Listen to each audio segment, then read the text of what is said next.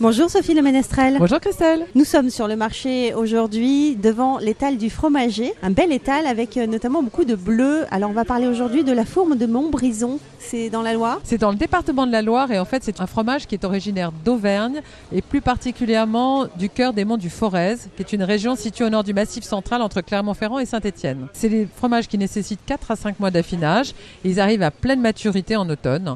Que ce soit les bleus, les fourmes ou les roqueforts, c'est le moment de les déguster. Bonjour monsieur. Bonjour. Vous êtes notre fromager du jour. Quelle est la différence entre votre fourme de Montbrison, là qu'on a juste devant, et la fourme d'Ambert à côté? La fourme d'Ambert est assez moelleuse, assez douce en fait en pâte.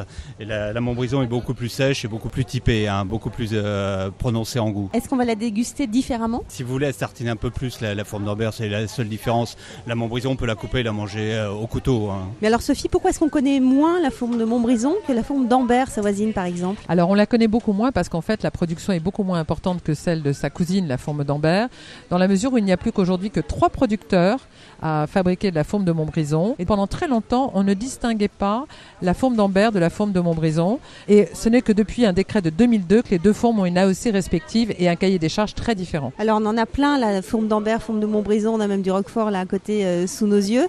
Pour nos auditeurs qui ne voient pas malheureusement, comment est-ce qu'on peut distinguer la fourme d'Ambert de la fourme de Montbrison? Pas grâce à leur forme, parce qu'en fait leurs formes sont similaires, ce sont des gros cylindres, mais sinon beaucoup de détails les séparent. La première c'est la couleur, parce que la fourme de Montbrison est orangée.